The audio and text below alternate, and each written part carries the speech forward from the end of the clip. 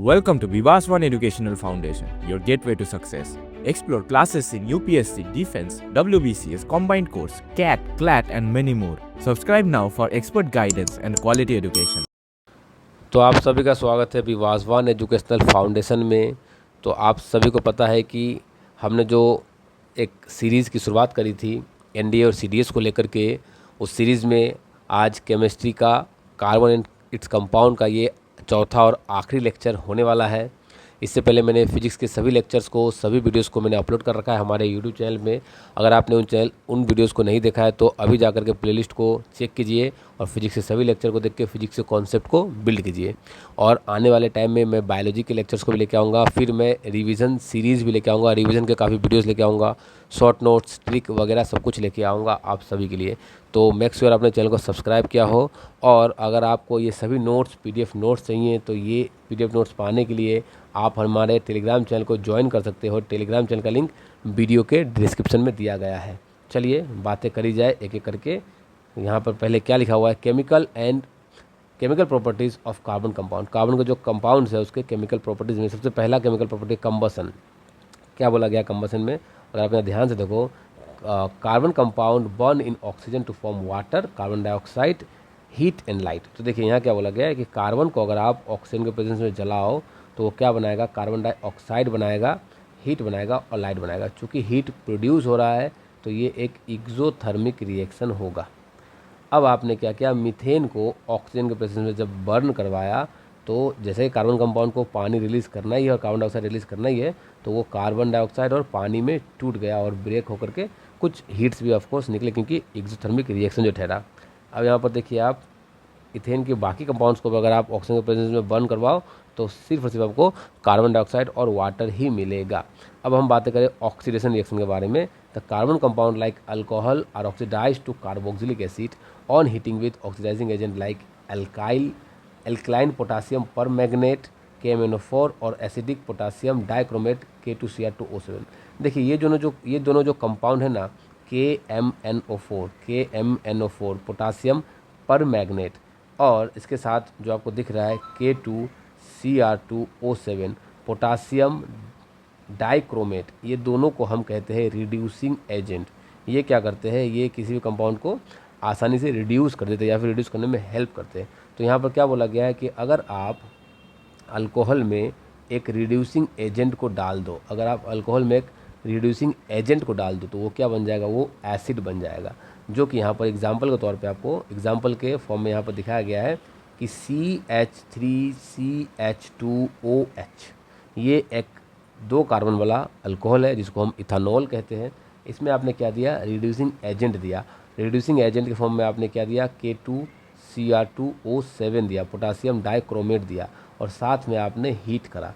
Heat करने पे क्या हुआ कि आपने जब इसको रिड्यूस किया, तो रिड्यूस करने का मतलब क्या होता है कि ऑक्सीजन को जोड़ना और हाइड्रोजन को हटाना। तो ये क्या बन गया, अगर आप इसको देखो तो ये बन गया CH3COOH। तो यहाँ पर 2 कार्बन के 2 कार्बन ही रहे, बस यहाँ पर हाइड्रोजन कुछ रिमूव हो गए और एक ऑक्सीजन ऐड हो गया। अगर आप इस कार्बन में देखो, यहाँ देखो तो यहाँ पर 2 कार्बन है, 5, ये 3 2 5, एक 6 हाइड्रोजन है और एक ऑक्सीजन है, ठीक है। और यहाँ पर आप देखो तो 2 कार्बन है और यहाँ पर 3 हाइड्रोजन है और 2 ऑक्सीजन है। तो यहाँ पर क्या हुआ, यहाँ पर एक ऑक्सीजन ऐड हो रहा है, आप यहाँ देख पा रहे हो कि एक ऑक्सीजन ऐड हो रहा है और 3 हाइड्रोजन निकल रहे हैं। तो इससे इसका मतलब क्या हो रहा है, यहाँ पर इसका रिडक्शन हो रहा है, क्योंकि ऑक्सीजन का ऐड होना या फिर हाइड्रोजन का रिमूव होना, इसको हम क्या कहते हैं, रिडक्शन। यहाँ पर यही रिएक्शन लिखा गया है कि इथेनॉल को जब आपने पोटासियम डाइक्रोमेट एक रिड्यूसिंग एजेंट के फॉर्म में दिया तो वो बन गया इथेनॉइक एसिड। क्योंकि जनरली साइंस का रूल क्या कहता है कि आप जब अल्कोहल को रिड्यूस करोगे तो वो एसिड बना लेता है। अब मैं क्या करता हूँ, आपको इसी बात को मैं आपको थोड़ा और डिटेल में समझाता हूँ कि कैसे यहाँ पर रिएक्शन में क्या चल रहा होगा और कैसे काम हो रहा होगा। देखिए, अगर मैं आपको यहाँ पर डिटेल में समझाना चाहूँ तो ये जो हमारा है अल्कोहल, वो कुछ ऐसा था, CH3 थे, CH3, यहाँ पर CH2 और यहाँ पर एक OH, और ये क्या था हमारा K2Cr2 या फिर KMnO4। ऑक्सीडाइजिंग एजेंट का काम है कि नेसेंट ऑक्सीजन प्रोड्यूस करना। अब ये क्या होगा, ये यहाँ पर जो ऑक्सीजन है वो यहाँ पर आकर के बैठ जाएगा और यहाँ से दो हाइड्रोजन को ये रिमूव कर देगा। इसका भी एक प्रोसेस होता है, उसको मैकेनिज्म कहते हैं, और मैकेनिज्म आपके काम की नहीं है, इसलिए मैं मैकेनिज्म आपको नहीं दिखा रहा हूँ। तो जो नेक्स्ट स्ट्रक्चर होगा वो कुछ ऐसा होगा, तो ये है हमारा कार्बोक्सिलिक एसिड में मीथ इथानोइक एसिड का स्ट्रक्चर। ये क्या है, ये है हमारा इथानोइक एसिड का स्ट्रक्चर है।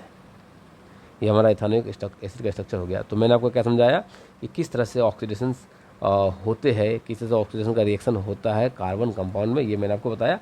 और ये बहुत ही इंपॉर्टेंट पार्ट है इस चैप्टर का, क्योंकि यहाँ से काफ़ी क्वेश्चंस पूछे जाते हैं, तो इसे आप करना ना भूलें, ऐसे क्वेश्चंस को आप करना ना भूलें। चलिए नेक्स्ट एक और रिएक्शन यहाँ पर आपके सामने स्क्रीन पे दिख रहा है, जिसे हम कहते हैं एडिशन रिएक्शन। एडिशन रिएक्शन क्या होता है, unsaturated hydrocarbon undergo addition reaction with hydrogen in presence of nickel palladium as a catalyst to form saturated hydrocarbon. तो जो भी अनसैचुरेटेड हाइड्रोकार्बन्स होते हैं वो निकल पैलेडियम के प्रेजेंस में क्या करते हैं, अनसैचुरेटेड से सैचुरेटेड बनते हैं। मतलब कि अगर आप अनसैचुरेटेड की बातें करो तो ये एक कार्बन है, ये एक कार्बन है, और ये अनसैचुरेटेड फॉर्म में अभी है। अब ये क्या है, अनसैचुरेटेड फॉर्म में है। अब मैंने क्या करना है, मैंने यहाँ पर हाइड्रोजन दे देने हैं। हाइड्रोजन जब मैंने दिया तो हमें एक कैटलिस्ट चाहिए। कैटलिस्ट अगर आप नहीं दोगे तो रिएक्शन बहुत ही स्लो होगा, ये रिएक्शन होने में बहुत ज़्यादा टाइम लग जाएगा। तो कैटलिस्ट के फॉर्म में हमने क्या दिया, कैटलिस्ट के फॉर्म में या तो हमें निकेल देना है या हमें पैलाडियम देना है। ये क्या करेगा, इस रिएक्शन को बहुत ही ज़्यादा फास्ट करवा देगा। तो ये जो हाइड्रोजन है, ये जो दो हाइड्रोजन है, ये क्या करेंगे, इस बॉन्ड को तोड़ के एक यहाँ जाएगा और एक यहाँ जाएगा, और ये कुछ इस तरह से दो हाइड्रोजन, एक हाइड्रोजन यहाँ बैठेगा आने वाला, और दूसरा हाइड्रोजन ये पहले से था, एक यहाँ बैठेगा। तो इस तरह से पहले जो थे ये अनसैचुरेटेड थे। पहले जो कंपाउंड है उसको मैं क्या कह सकता हूँ कि ये एक अनसैचुरेटेड कंपाउंड है, और अभी जो कंपाउंड है ये कैसा कंपाउंड है, तो ये एक सैचुरेटेड कंपाउंड है। यानी कि पहले वाले कंपाउंड का अगर मैं नेमिंग करूँ तो ये था हमारा इथेन था, ये क्या था, ये था हमारा सभी सिंगल बॉन्ड वाला इथेन। और नेक्स्ट जो कंपाउंड है ये क्या है, ये एक डबल बॉन्ड है, इसलिए इसे क्या बोलेंगे, ये इथीन हमारा, ये हमारा क्या है, इथीन। तो पहले वाला था इथेन और ये है इथीन। तो यहाँ पर रिएक्शन को अगर आप यहाँ पर नेक्स्ट टाइम यहाँ देखो तो C2H4 में हमने हाइड्रोजन दिया और कैटलिस्ट के फॉर्म में निकेल दिया या फिर पैलाडियम दिया, तो क्या बन गया, C2H6। मैंने आपको डिटेल में आपको यहाँ पर समझा रखा है। यहाँ पर उसी को अगर मैं खोल के बनाऊँ तो C2H6H4 कुछ ऐसा दिखता है। ये रहा हाइड्रोजन, ये निकेल और पैलाडियम का कैटलिस्ट दिया गया, तो ये कुछ कंपाउंड ऐसा हमें बनता हुआ दिख जाता है। The addition of hydrogen to unsaturated hydrocarbon to form saturated hydrocarbon is called hydrogenation. और इस रिएक्शन को एक स्पेशल नाम दिया गया, वो नाम क्या है, तो वो नाम है हाइड्रोजिनेशन। ये सभी नेम आपके काम के हैं, तो आप इनको भी याद करना ना भूलें। Hydrogenation is use to convert unsaturated oils और फैट टू सेचुरेटेड ऑयल्स और फैट।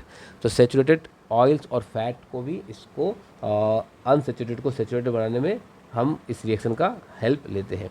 तो ये हमने क्या किया, एडिशन रिएक्शन क्यों बोला जा रहा है इसको। अब आप ये समझिए, इसको एडिशन रिएक्शन इसलिए बोला जा रहा है क्योंकि आप अगर यहाँ पर देखो तो ये जो हाइड्रोजन है ये कहीं ना कहीं जाके इस पर ऐड हो जा रहा है, ये हाइड्रोजन कहीं ना कहीं जाके इस पर ऐड हो जा रहा है और कोई रिमूव नहीं हो रहा है। तो इसको हम क्या कहेंगे कि चूँकि हाइड्रोजन ऐड हो रहा है इसलिए हम इसे एडिशन रिएक्शन का नाम देंगे। चलिए नेक्स्ट है सब्स्टिट्यूशन रिएक्शन।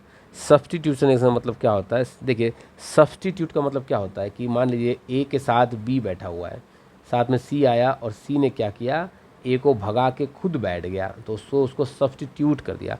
तो इसको हम लोग कहते हैं सब्स्टिट्यूशन, या फिर हाँ वो आकर के बैठ के उसको भगा गया, तो क्या होगा, इसको हम क्या कहते हैं, सब्स्टिट्यूशन रिएक्शन कहते हैं। तो यहाँ पर अगर आप देखो ध्यान से तो देखिए सेचुरेटेड हाइड्रोकार्बन्स मतलब यहाँ पर जो कंपाउंड इथेन ग्रुप के हैं, एल्केन ग्रुप के हैं, उनके साथ ये रिएक्शन देखने को मिला जाएगा, क्योंकि यहाँ बोल दिया गया है saturated hydrocarbon undergoes substitution reaction with halogen to form substitution product. मतलब क्या कि जैसे कि आप यहाँ पर देखो, ब्लैंक स्लाइड देखो जरा है या नहीं, ब्लैंक स्लाइड हमारे पास नहीं है ज़्यादा, तो चलिए मैं यहीं पर समझाने की कोशिश करता हूँ आपको। सब्स्टिट्यूशन रिएक्शन में क्या हो रहा है, ये देखिए मीथेन है CH4 और ये क्लोरीन हमने यहाँ पर दिया। अब क्लोरीन क्या होगा, एक क्लोरीन यहाँ से, ये दो क्लोरीन इस तरह से बंधे हुए हैं, एक क्लोरीन यहाँ से इसका एक हाइड्रोजन के साथ बॉन्ड बना लेगा और ये बन जाएगा CH3Cl और एक HCl बन जाएगा। इसको अगर मैं आपको डिटेल में समझाऊँ तो मैं आपको लास्ट पेज में दिखाता हूँ कुछ इस तरह से। देखिए आप देख करके समझने की कोशिश करिए। ये है हमारा CH4, इसका जो स्ट्रक्चर है वो कुछ ऐसा होगा, ये जो स्ट्रक्चर है ये कुछ ऐसा होगा। और यहाँ पर हमने क्या दिया, यहाँ पर हमने क्लोरीन दिया। अगर आप क्लोरीन को भी ब्रेक करके लिखो तो कुछ ऐसा होगा।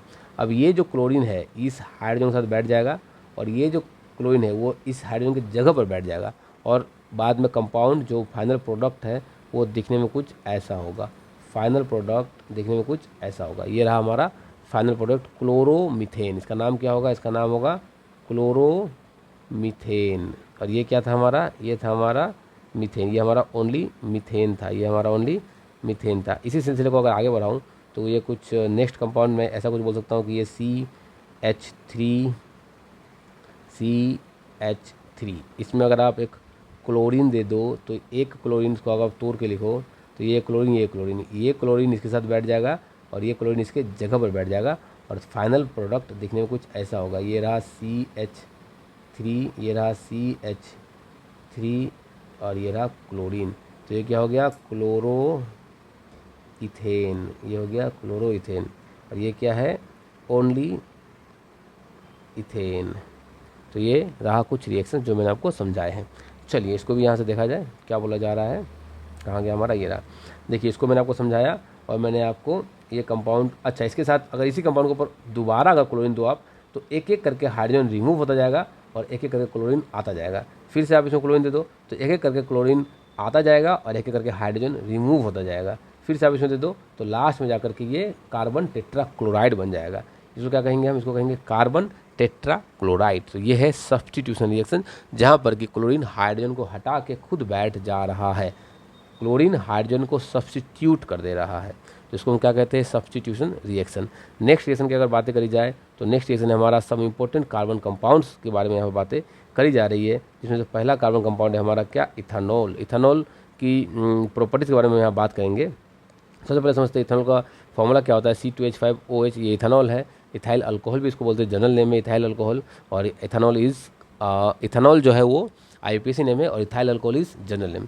तो ethanol is a colourless liquid with pleasant smell and burning taste. ठीक है, बर्निंग टेस्ट होता है, ये आपको पता ही है, इस बारे में बताने की ज़्यादा जरूरत है नहीं आप लोगों को।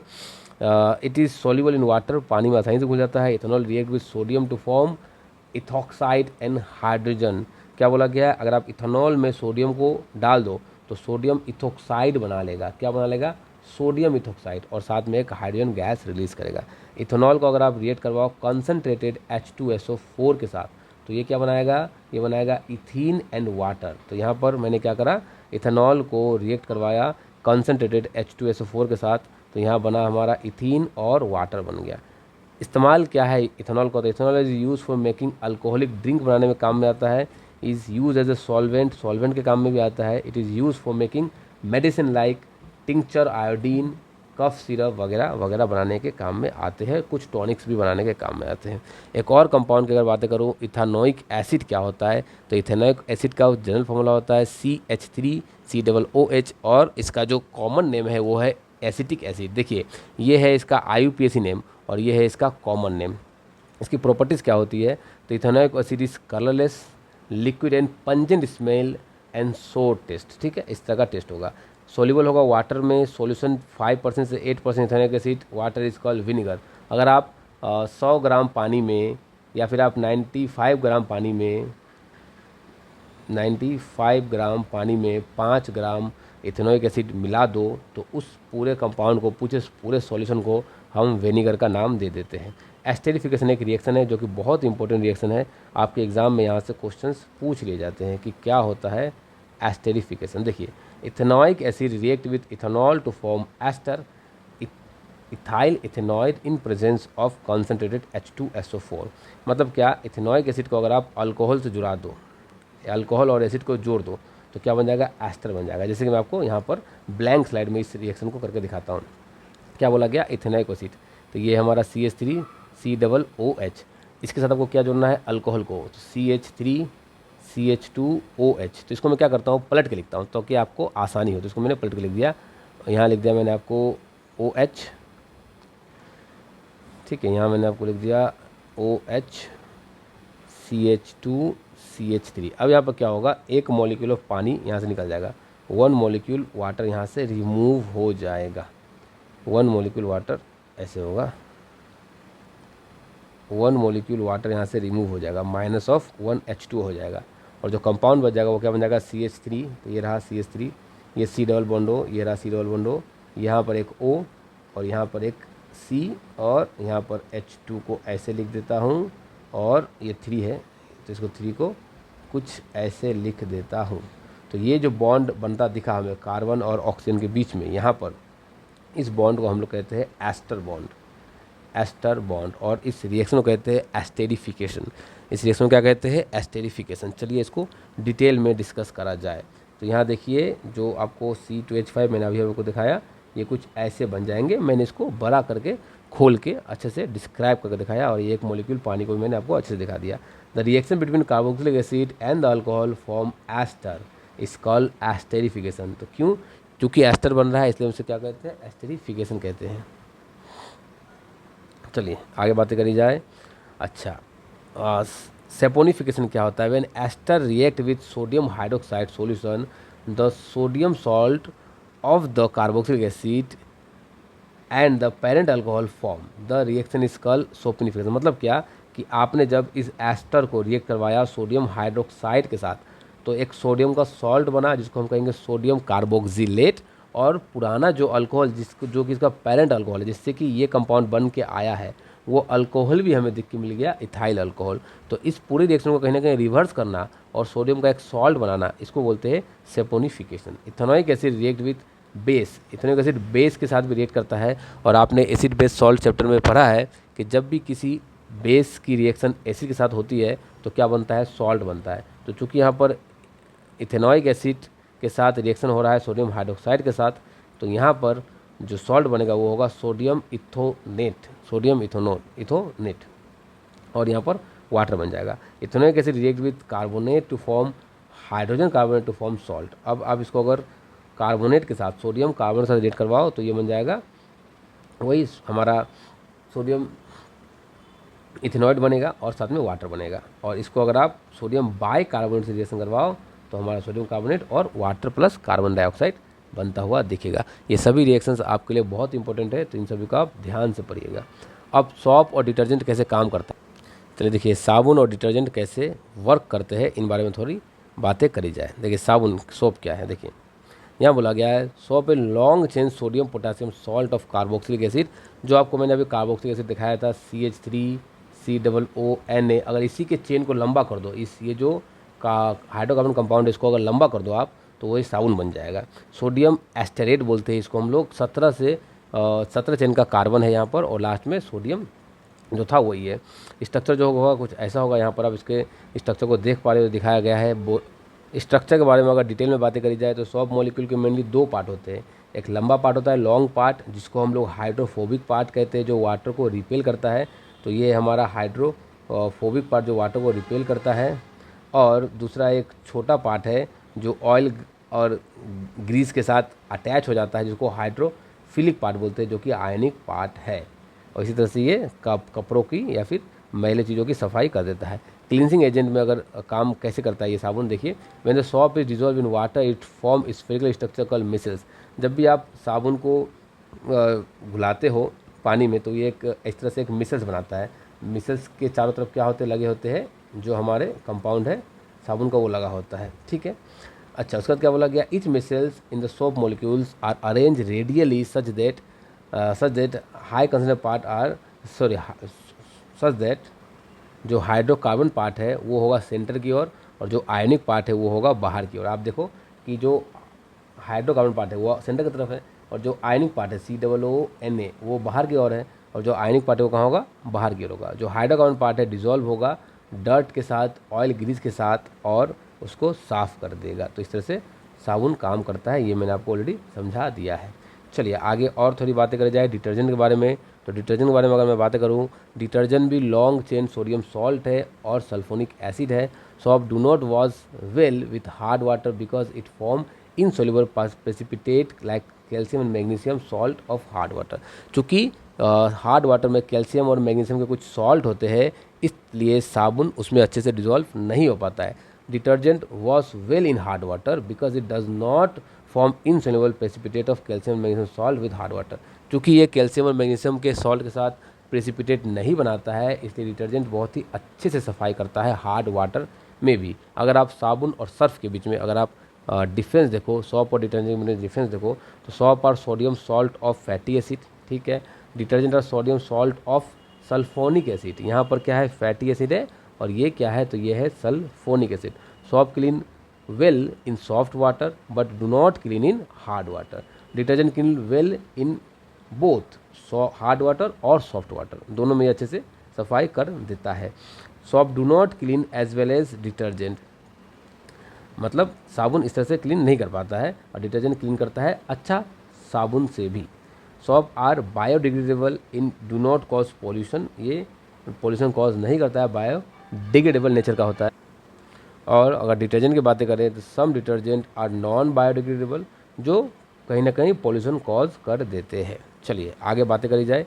यहाँ पर कुछ क्वेश्चंस आपके सामने दिख रहा होगा, चलिए इसे सॉल्व करा जाए। ये क्वेश्चन एनडीए 2021 में पूछा गया था। Which one of the following statement about the cleansing action of soap is not true. साबुन के लिए कौन सा सही नहीं है।